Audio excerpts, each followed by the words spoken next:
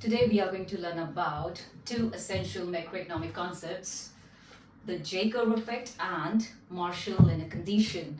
Two significant topics that would really help you to bring that significant, effective evaluation of the final outcome in terms of current account and a currency's depreciation.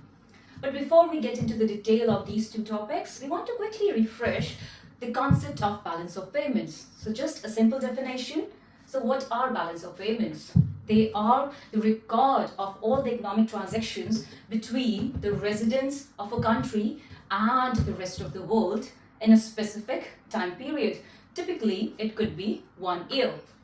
So now we know that in order for exports to become price competitive, currency's strength is going to play a very important role. If a currency is strong, that will impact the exports and imports. If a currency is a weak currency or if a currency is depreciating, that is also going to make an impact on the price competitiveness of exports and imports.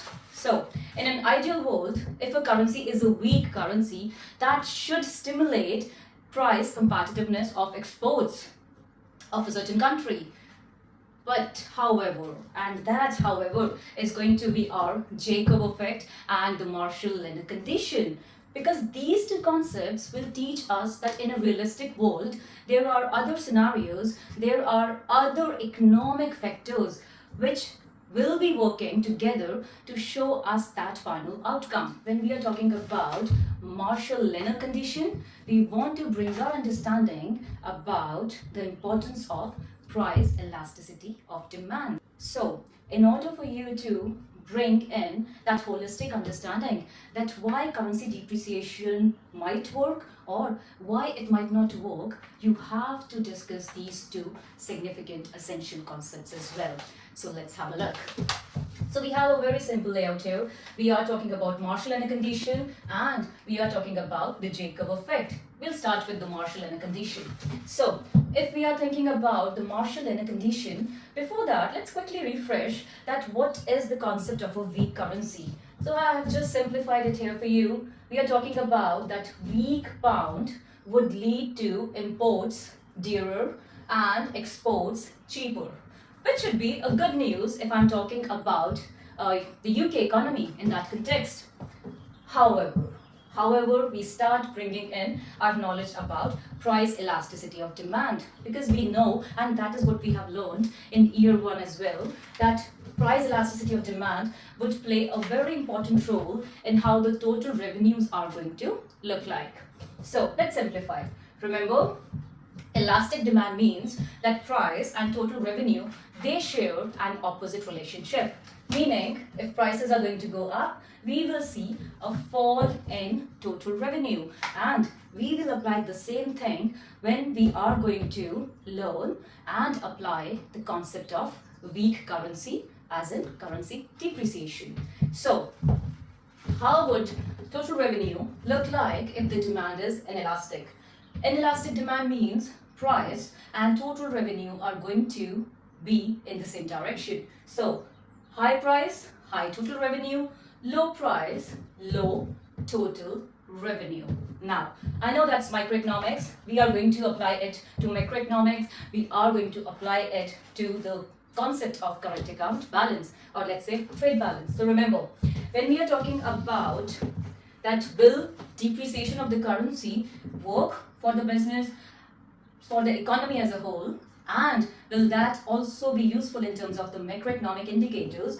We want to understand, as per Marshall-Lerner condition, if the responsiveness of both exports and imports is elastic. Yes, definitely a depreciating currency is going to help the economy in terms of their price export competitiveness. So therefore, if PED of exports plus PED of imports is going to be greater than 1, that depreciation is definitely going to work and a country is going to experience an improvement in their current account balance. Let's add a little bit more details here. So this is a layout which will just help you. It will give you those checkpoints which you can use to further develop your chain of reasoning. So the first one, If elasticity of demand for both exports and imports is less than 1, not a good news. It is not going to help the country's improvement in terms of that trade balance. If it is unit elastic, it is not going to bring in any change. So unchanged, not helping either. If one of the macroeconomic indicators of a country is balance of payment, or let's say they want to improve their trade balance, this is what they are aiming at. So when they depreciate their currency, they want that the exports and imports, they should be elastic, they should be responsive to that change, which in turn should mean that depreciation should encourage exports because they are cheaper in the international market, and depreciation should discourage imports because they should now be expensive because of that depreciating currency. So I'll repeat the last point, a very important point, which straight away explains the importance of Marshall-Lerner condition. So when we are thinking about depreciation and in which scenario will it work, we want to understand that the sum of elasticity, both exports and imports, should be greater than 1, so that when the currency depreciates, our exports become price competitive in the international market and a country can sell more, and the imports, because now the currency is weak, they become expensive. So overall, that sensitivity has to be there. Simple. That is what Marshall-Lerner conditions talk about. So remember your checkpoints. The first thing is you are bringing in that important idea about elasticity of demand. Then you should be having a solid knowledge of the relationship between PED and total revenue. You might not really use that in examination, but that would help you to draw these important conclusions. That in which case that PED concept, when the currency is depreciated, is going to work for the economy in question in context. Great. So that was all about Marshall-Lerner condition. Now, let's quickly move on to the concept of J-curve effect. So, simplify it for yourself. J-curve effect is nothing but we are bringing in the importance of time lags. That, in an ideal world, if a currency depreciates, we believe, or at least we assume, that will improve the trade balance straight away. That's not the case. Again, we bring in the idea that how the markets will react in the short term and in the long term. So, let's have a look. So let's see the J-curve effect.